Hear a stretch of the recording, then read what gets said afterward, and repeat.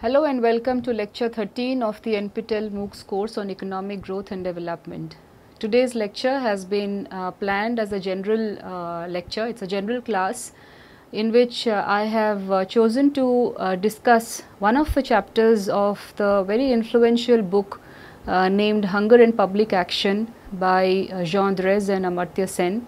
I have rather unimaginatively titled this lecture as Economic Growth and Public Support, directly taking from their book on hunger and public action, and I will presently explain why I have retained the title as such. But before we do that, let me give you a brief introduction to the book that we are talking about.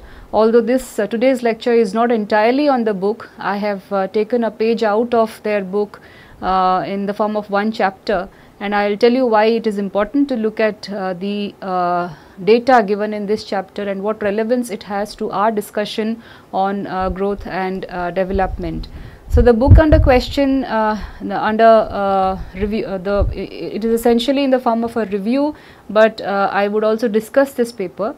The book that I am talking about here is titled Hunger and Public Action. This came out in 1989, written by Jean Drèze and Amartya Sen, based upon very careful research carried out by them at the World Institute of Development Economic Research in Helsinki. And the year in which this book came out is very important because this was the year in which a lot of transition was taking place with respect to the study on poverty, inequality, growth and development.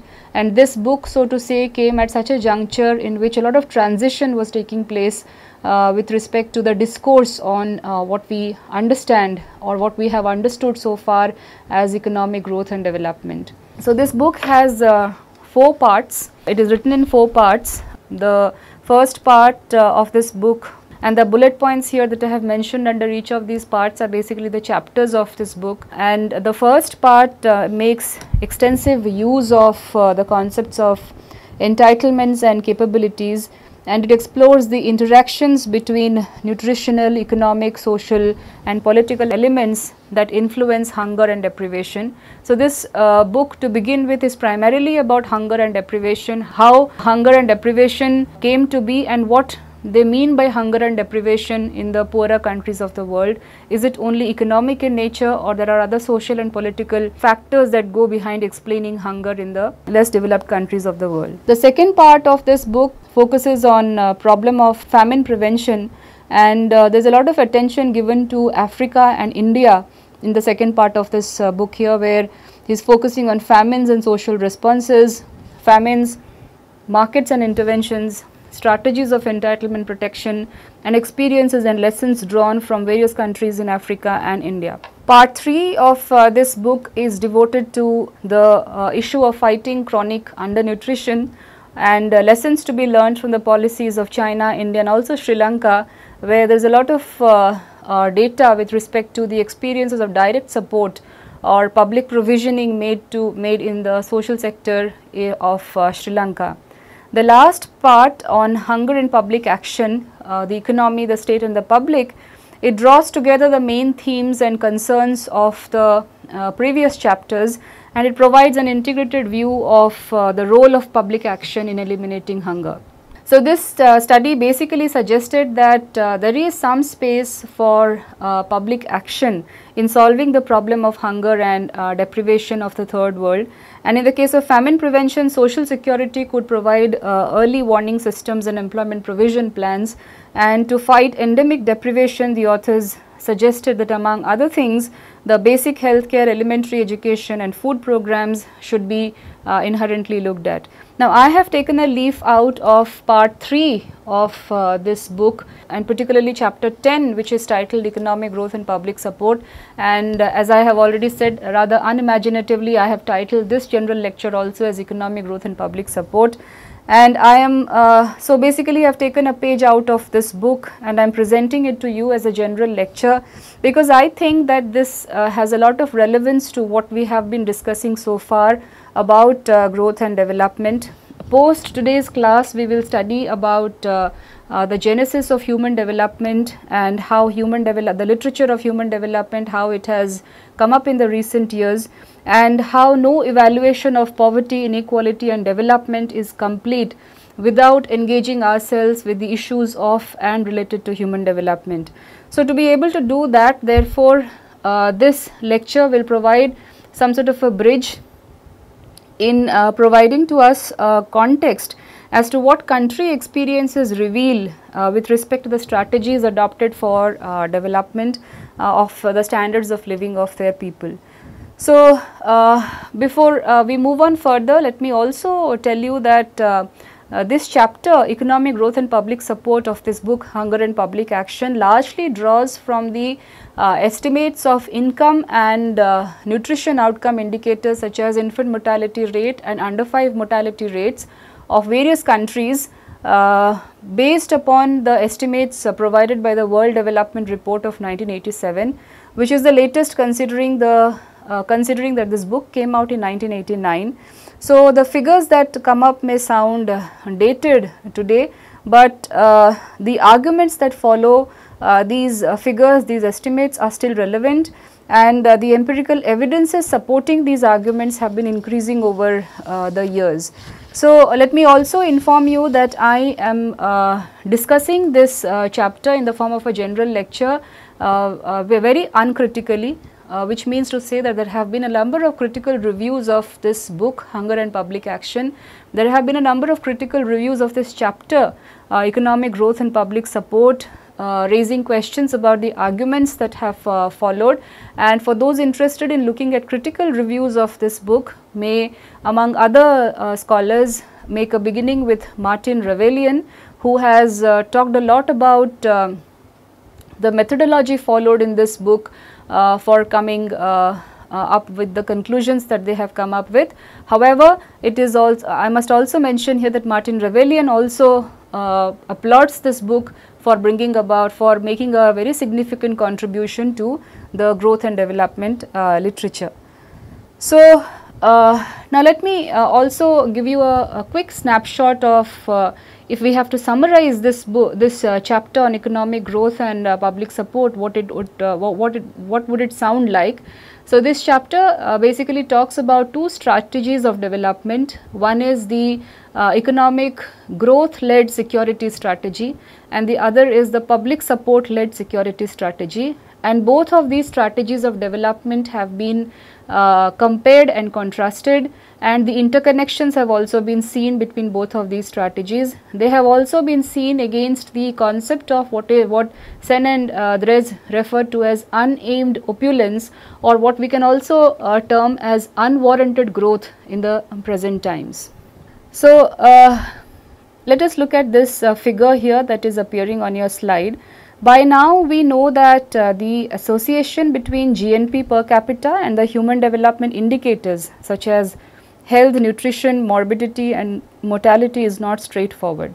Now, this table here shows the GNP per capita, the infant mortality rate and life expectancy at birth for selected countries, and the figures here will sufficiently illustrate the point that we have just made about there being no straightforward relationship between incomes and nutrition indicators. For example, if you see here, South Africa has nearly 6 times the GNP per head of China and Sri Lanka. Similarly, Brazil has many times more income than China and Sri Lanka, but has a lower life expectancy. So, and the striking among them all is Oman, whose GNP is 20 times that of China and Sri Lanka, but has the lowest life expectancy among them all. So, just to repeat here, South Africa, Brazil, very high incomes per head, Oman, very high incomes per head compared to China and Sri Lanka, but lower life expectancy at birth compared to China and Sri Lanka.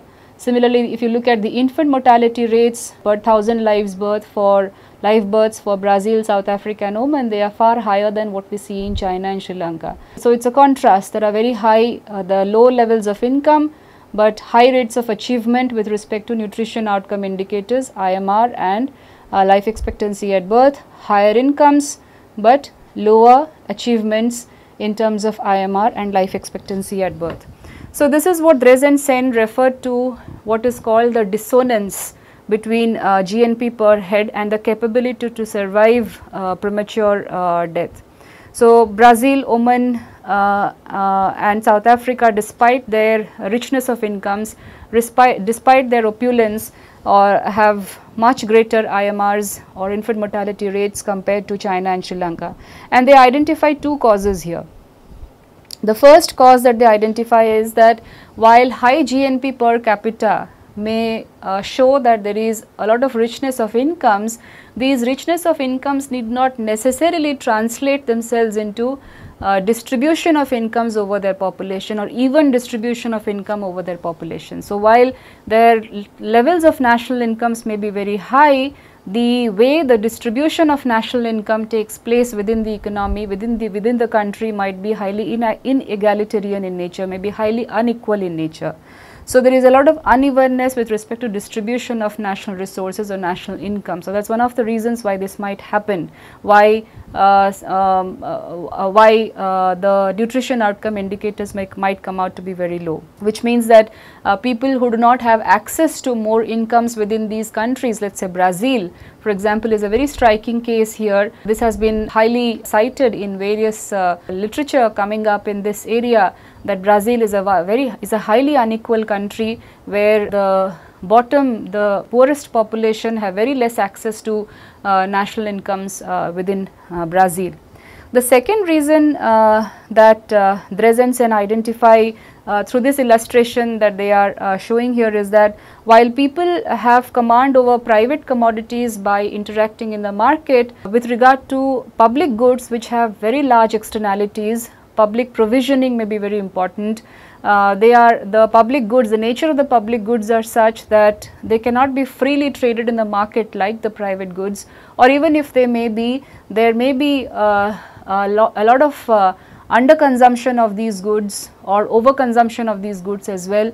Therefore, the nature of public goods is such that it may warrant public provisioning. So, for example, education or health or sanitation facilities and so on. So, these are the two important causes they identify with respect to how to explain this illustration here. Now, to summarize this, while the relationship between GNP per head and nutrition outcomes may not be straightforward, that is also not reason enough to underestimate the importance of GNP per head. National incomes may go a long way in providing the required resources to the government to be able to translate the deprivation into a provision of basic capabilities. So, for example, the experience of different oil-rich countries have shown us that they have very actively followed public provisioning of goods based upon the resources generated out of the oil industry in those countries. So, a high level of GNP per head may provide an opportunity for improving nutrition and other basic capabilities. So, what is crucial here is to understand that this opportunity that is provided to the governments in the form of increased opulence or increased national incomes may or may not be utilized for direct provisioning or for distribution of these resources, these incomes among their population. So, it is very important that the state, the government formulate redistributive policies that can go a long way in translating the opulence or translating the richness of incomes into the achievement of basic capabilities. Now, Dress and Sen also dispel a certain myth about Western countries, that there is a myth which says that the Western countries or the highly industrialized countries have in the past achieved very high levels of human development or very high levels of nutrition, such as life the nutrition indicators such as life expectancy at birth only based upon their incomes. So, the standards of living have risen because of their unprecedented opulence, because of the rise in incomes.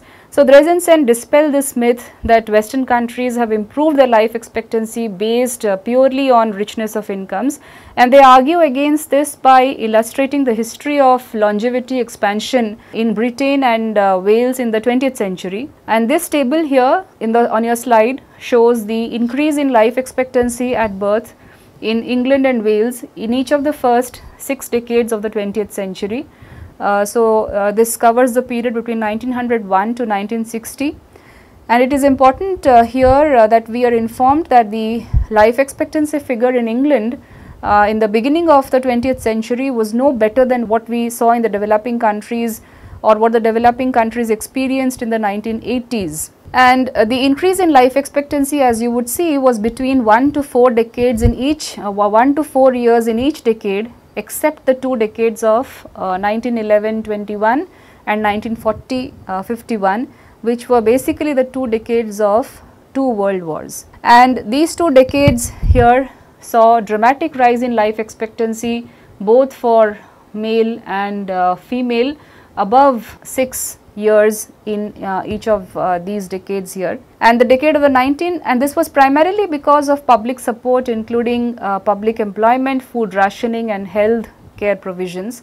The decade of the 1940s, it has been recorded as the highest increase in British life expectancy. This period actually witnessed rapid transformation, rapid expansion of public employment, extensive and equitable food rationing, and it also saw the birth of the National Health Services in Britain. So the largest life expectancy increases was actually registered for the post Second World War period, and that was possible primarily because of direct provisioning or support of the government towards providing basic social services to its people. So through this illustration, Dreesen Sen clearly show how important social intervention and public support can play, the important role that social intervention and public intervention can play in expansion of a very basic capability in the history of the first industrial nation. Now, given the distinct though interconnected roles played by overall opulence and public activism in enhancing capabilities, it is now possible to draw in principle a comparison between what is the growth mediated security strategy of development vis-a-vis what is the support led security strategy of development. And this is how Dreesen Sen define or explain both of these strategies in this chapter on growth and public support. They define strategy of growth mediated security as something which promotes economic growth and takes the best possible advantage of the potentialities released by greater general affluence, including not only an expansion of private incomes but also an improved basis for public support. So this they call the strategy of growth mediated security. And the other alternative that they are referring to, the strategy of support led security, that basically means that the government is, you're resorting directly to wide ranging public support in domains such as employment provision. Here this is one of the key factors, income redistribution, healthcare, education, social assistance, in order to remove destitution without waiting for a transformation in the level of general affluence. And this is the key difference between these two strategies here, the growth mediated security strategy and the strategy of support led security, without waiting for a transformation in the level of general affluence. And here success may have to be based on a discriminating use of natural resources, national resources, the efficiency of public services and a redistributive bias in the delivery.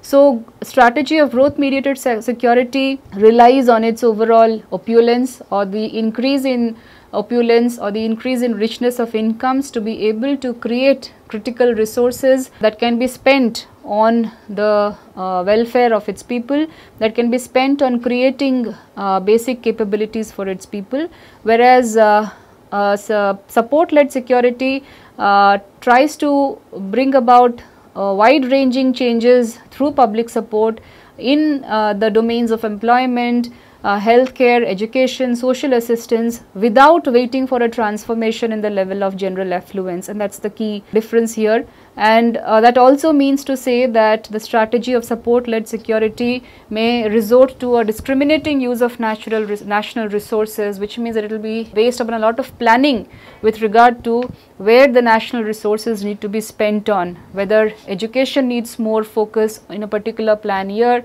or health needs a lot of focus in a particular plan year, whether higher education needs a lot of focus in a particular plan year, and so on and so forth. Now, there have of course been detractors to both of these strategies of development.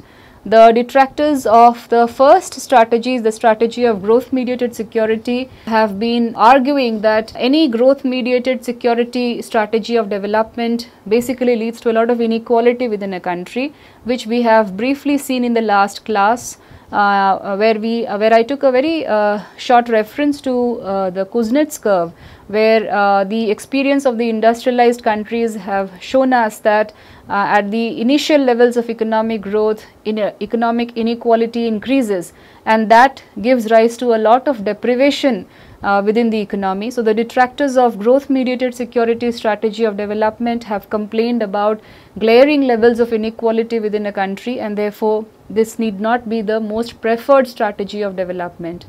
Whereas the detractors of the strategy of support-led security have focused on the generosity provided to the poorer individuals within a country, and therefore which leads to a lot of wastage of national resources, and that adversely affects future growth prospects within the economy.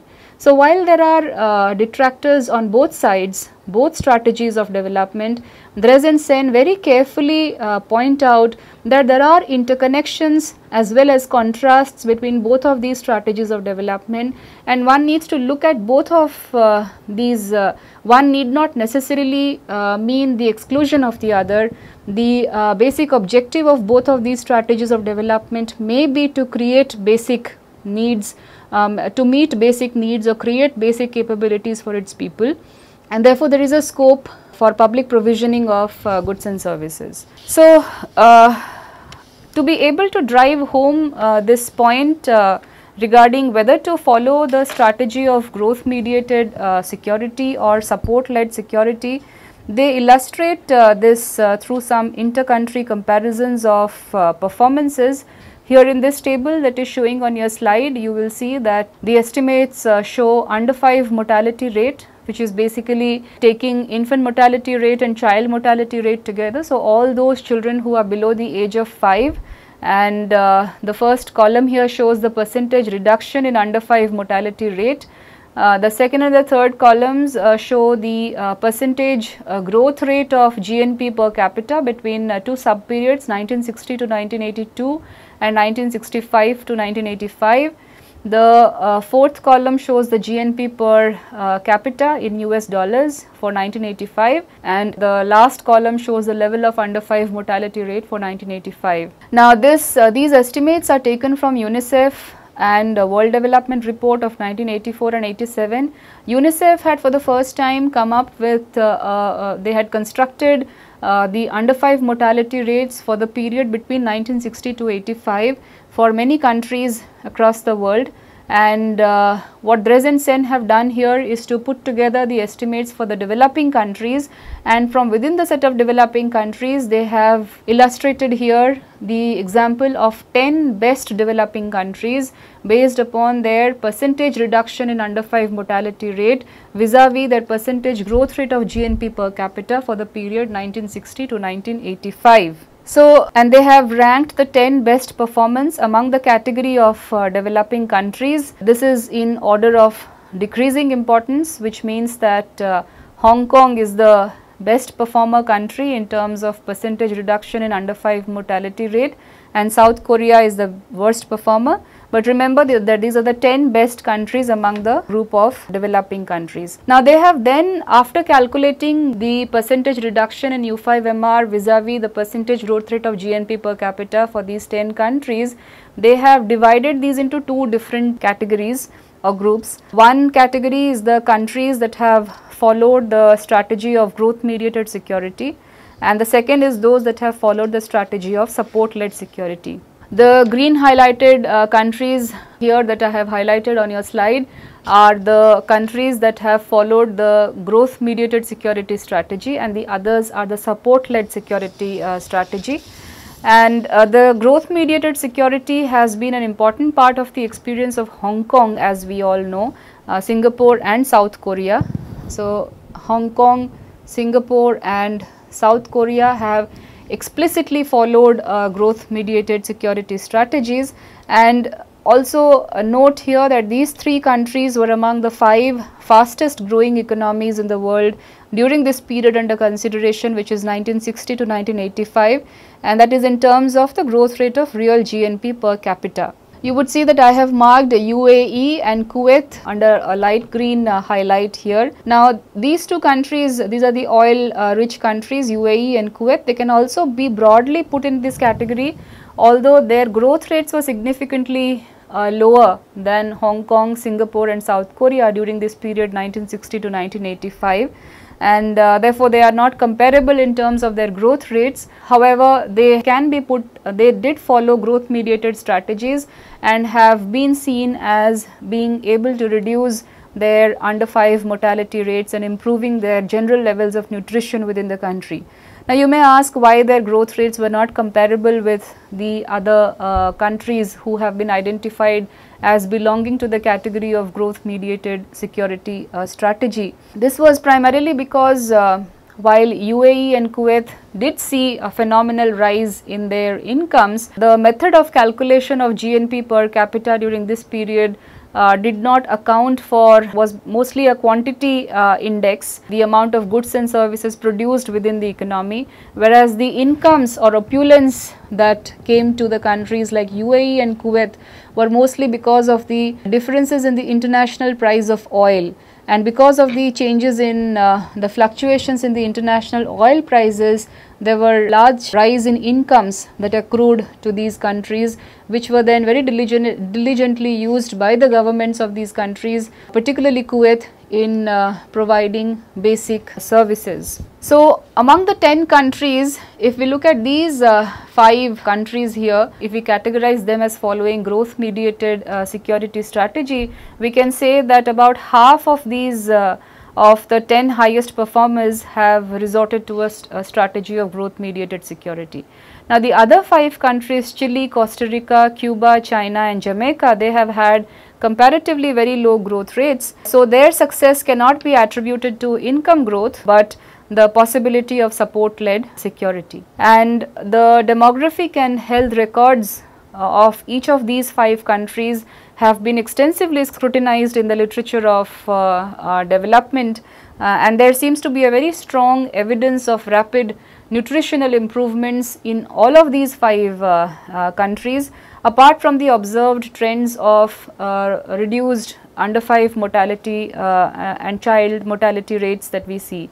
So, all of these 5 countries have always been at the center of debate and discussion with regard to social provisioning or the active role played by the state in provisioning of goods and or provision of social services. Now, moving on with this paper, Dress and Sen then bring out certain interconnections and contrasts between these 2 strategies. So, essentially what they are trying to say is that these 2 strategies of development need not be pitched against each other, but they need to be seen together, because the objective of both of these strategies are dealing with deprivations or providing basic capabilities to its people.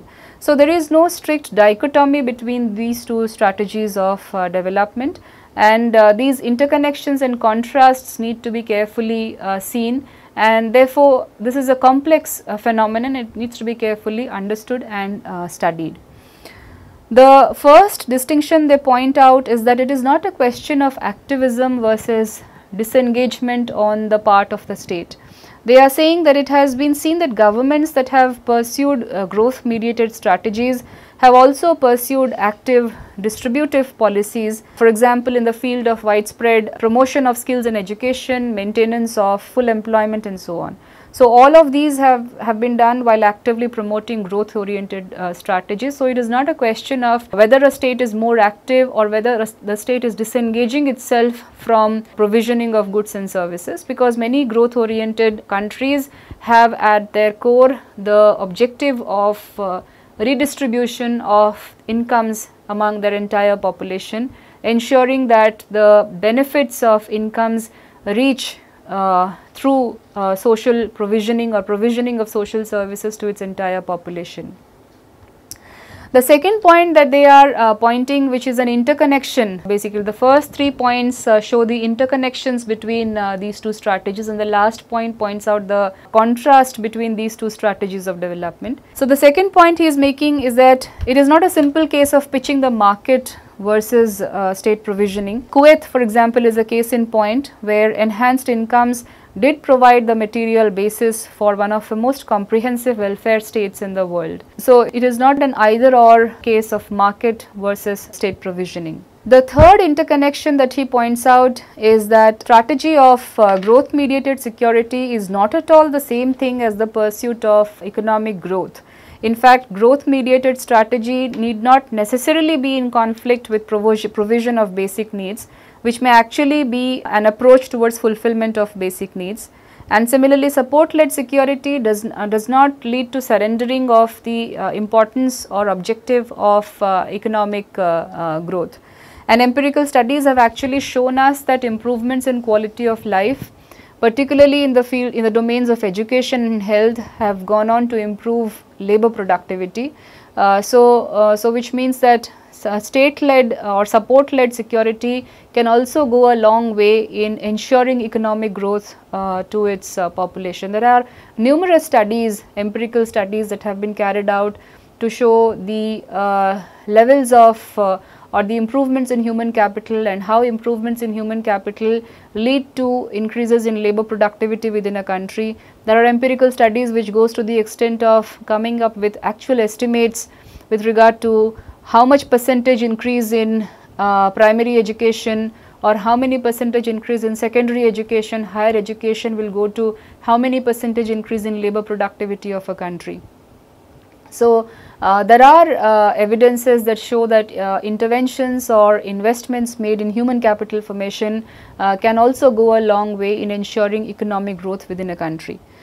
The fourth point he points to is a contrast between these two strategies of development, and this contrast is that countries which have been identified as having used support-led strategy have not waited to grow rich before providing public support to guarantee basic capabilities. And now this contrasting point, the fourth point, is at the heart of the debate with regard to whether to follow growth-mediated strategy of development or support-led strategy of development, because the detractors of support-led strategy of development would say that economic growth should first take place, and economic growth by itself will take care of improvement in quality of life.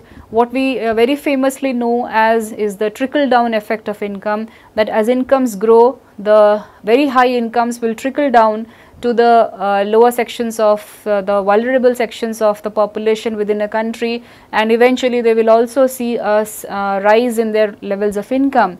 However, as experience has shown us that the trickle down did not really take place, rather what has happened over a period of time is inequality has risen, inequality has grown at an unprecedented rate, and particularly in the post globalized era. But those countries which have followed support-led strategies of development have very clearly illustrated that they need not wait for economic growth to take place for direct provisioning or public provisioning of goods and services to take place, and that is the major contrast between these two strategies of development. So, essentially what Drees Sen are arguing here is that despite these complementarities, dilemmas can arise. There can be dilemmas with regard to striking a balance between these two strategies of development.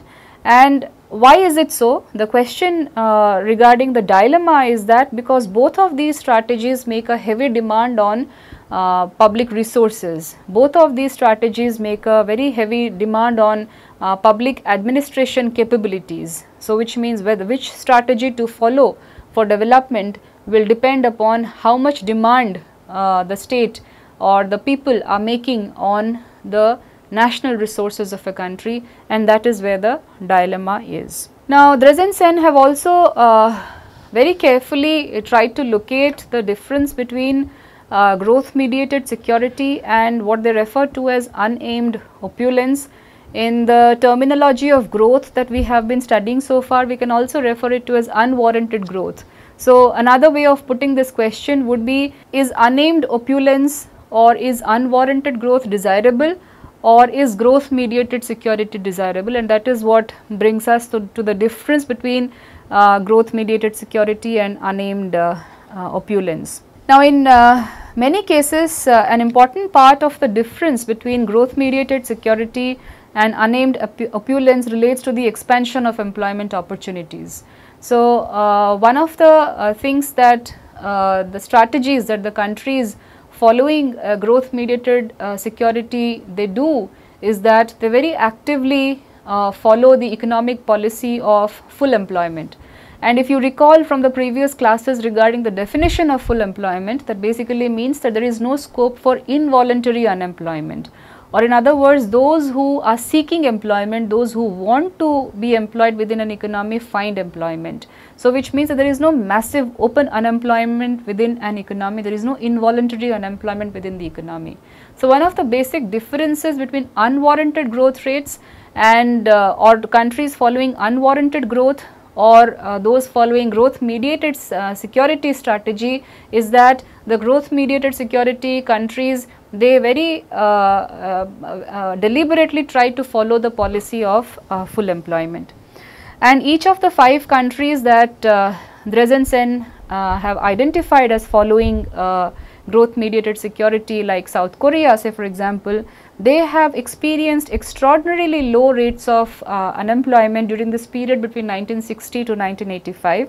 And this level of the low level of unemployment is low by the standards of the unemployment found in the developing countries of the world, and they have even relied on imports of labor power. So, therefore, the role of the state in promoting full employment has been quite obvious.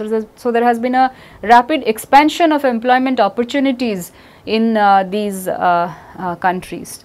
They take the contrasting example of Brazil and South Korea to explain this point. Brazil has had very high growth rates, but Brazil also is a highly unequal country. So, the lowest quintile of the population has access to only about 2% of its national income, and this is backed by empirical data which is provided by them in their book. Whereas in South Korea, there has been extensive employment promotion through labor intensive industries, encouraging labor intensive industries that have also maintained a comparative advantage of labor intensive manufacturing. They have done a lot of investments in education, skills development, training, along with supplementary public programs. Similarly, the welfare state model of Kuwait went to the extent of guaranteeing a job in the public sector to every Kuwaiti who is not employed in the private sector. So, essentially the instrumental role of expansion of employment opportunities to share the benefits of affluence is a crucial difference when one is trying to look at the differences between growth mediated security strategy and unaimed opulence or unwarranted economic growth rates. If a country is focusing only on bringing up the rates of economic growth, what is the difference between the countries who are very deliberately following economic growth led security strategy, and that is securing employment for their large masses of population. So, now we have got some clarity that growth mediated security does not necessarily make private incomes the engine of economic growth. Public provisioning also plays an important role to be able to achieve this. Now, this table here on this slide shows the performance of Kuwait during the years 1960 to 1985 in some of the social indicators. So the indicators here show population, government oil revenue for the periods for the years 1960, 1965, 1970, 75, 80 and 85. So these are 6 years in point. There is data on public health expenditure, public education expenditure, number of teachers in government school, number of students in government schools, number of physicians in government schools, and the rate of illiteracy. And if you would see, while the population, the absolute number of population of course has risen over the period, government oil revenue has risen by about, if you look at the figures for 1980 and 1985, it is more than 3 times in 1980, and it is almost double of what you see, it is twice the growth of population in 1985. Health expenditures have been rising, public education expenditures have been rising, number of teachers in government school has seen a dramatic rise from about 2000 in 1960 to more than 26,000 in 1985. Number of students in government schools, which is an important achievement, number of students in government schools have risen to about 361,000. Number of physicians have gone up from 451 in 1965 to more than 2000 in 1985, and the rate of illiteracy have come down. Now, before we decipher this table, a little insight into Kuwait's oil industry has been provided by Drezen Sen, and I think it is important that we talk about that here. The Kuwait's richness dates back to 1946, when the country started exporting oil, and since then earnings in the oil sector has grown unprecedentedly. But before 1976, oil industry was not completely government owned, and most of the incomes that arose from the oil industry was in the form of taxes and royalties. However, since 1975, the oil industry of Kuwait has been completely government owned, and over a period of time, the entire profits of the oil industry has been appropriated by the Kuwaiti government. And this profit that has been entirely appropriated by the Kuwaiti government has of course been central to the Kuwait idea of welfare state, and the role of the state in encouraging or bringing about public provisioning of goods in the social sector. So the availability of, if you look at this table again here, the availability of public services in Kuwait has expanded in a record time. There has been compulsories. If you look at the policies followed by the Kuwaiti government in 1965, it followed the policy of compulsory school attendance combined with free education, free books, free meals, free transport, even free clothes, and that lured the younger generation to schools in spite of the fact that there was conservative resistance to educating girls in this country. The estimates shown in this chapter of this book, Hunger and Public Action, tell us that in 1977 the government subsidies on education actually exceeded $600 per student. It also says that the male secondary school enrollment ratio was 86% in Kuwait in 1982-84, which was better only by South Korea and a handful of other industrialized market economies. The sophisticated medical services provided free of charge to the entire population, Kuwaiti as well as non-Kuwaiti. Far-reaching public provisions were also made in areas such as housing, water supply, electricity, transport and communications, and the subsidization of basic commodities. In addition, Kuwait also had a system of large-scale direct transfers and financial help to low-income families, which is by any standards one of the most generous in the world. And to quote Drezen Sen from their own chapter, they pointed out that if socialism were reduced simply to state ownership of the means of production and generous provision of social wages, Kuwait would appear to be one of the most obviously socialist countries in the world. So this table sums up the marvelous achievements of Kuwait, which very deliberately followed a growth mediated strategy of development, but along with a very active role of the state in formulating policies, progressive progressive policies that brought about rapid transformations in the domain of education and health, and because of which they could catch up with the industrialized countries of the world. Another case that Dress and Sen have very elaborately discussed in their book and in this chapter, economic growth and public support, is of South Korea. This table here shows the achievements of South Korea between 1960 and 1985, and again this shows the infant mortality rate, the height of children aged 6, which is basically an anthropometric measurement. So it's a nutrition achievement indicator. It also shows the incidence of poverty, the Gini index of income inequality, unemployment rates, index of real wage rates. Basically it tells us the levels of wages, the industrial wage rates in the economy, and the secondary school enrollment. So if you read this table from the top to bottom from 1960 to 1985, you see that the infant mortality rates have come down dramatically. Anthropometric measurement of children, the height of children within the age of 6 for both male and female seem to have increased. Now increase in height is one of the very important nutrition indicators of good health of children. So while IMR has been declining, the anthropometric measurement of height for age shows that there has been an increase. And remember that South Korea has been dubbed as an economic miracle, has been dubbed as one of the East Asian countries which has seen rapid rates of transformation in the economy in a very short span of time. Incidence of poverty has come down dramatically from 41 to 7% in 1985. Compare and contrast this to India, where the Indian poverty rates are still about 29% as of today. Gini index shows that levels of inequality have been low and it has been declining by small percentage points.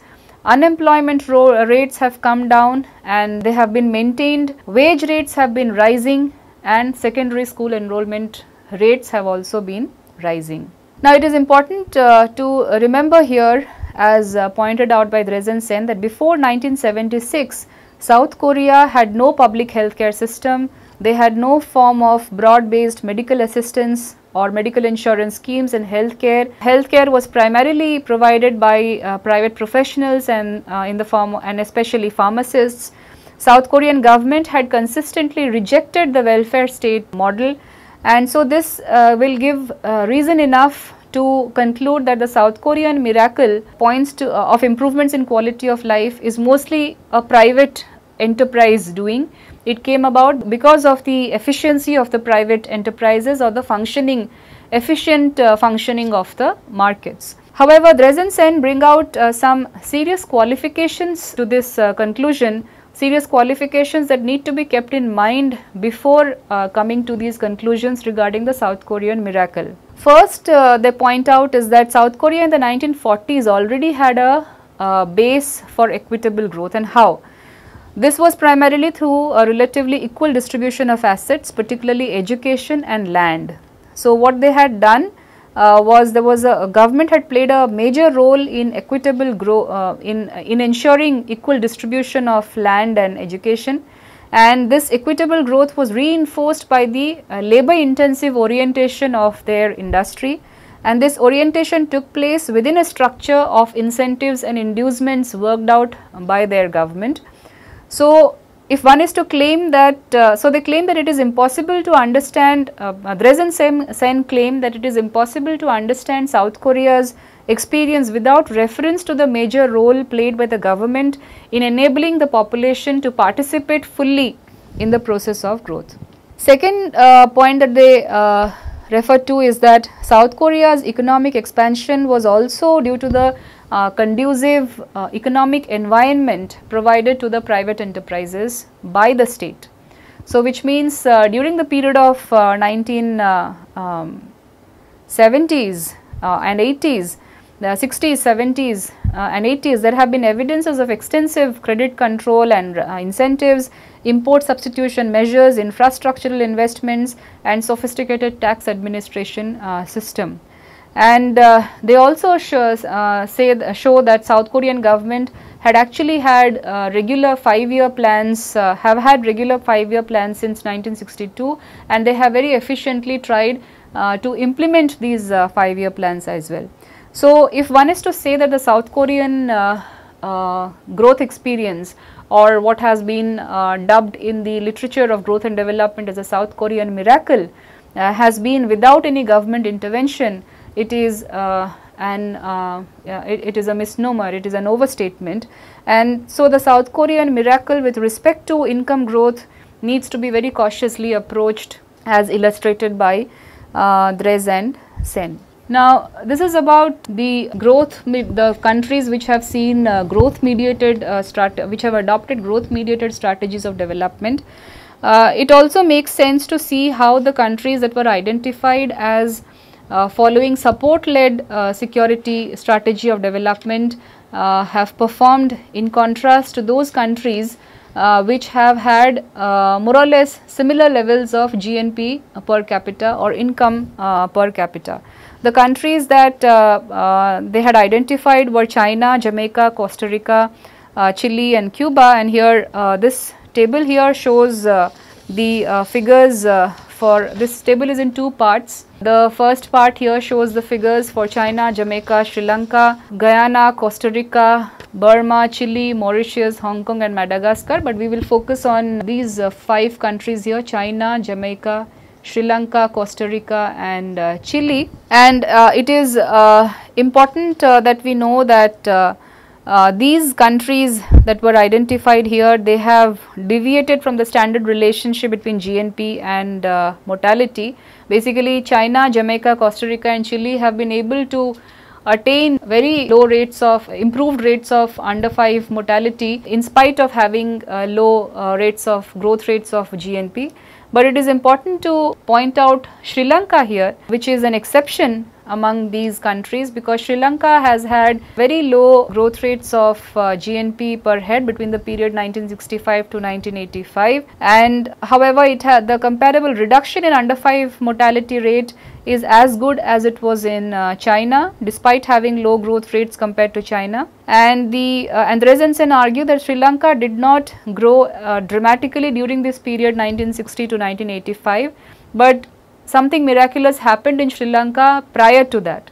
So, according to them, accelerated breakthrough in mortality reduction took place in Sri Lanka in the 1950s and the 1940s. There was rapid growth of public support in the form of free or subsidized ration, expansion of public health services and so on. And these breakthrough in expansion of health services and public services in Sri Lanka led to a rapid expansion of or improvement in living standards of people within the country.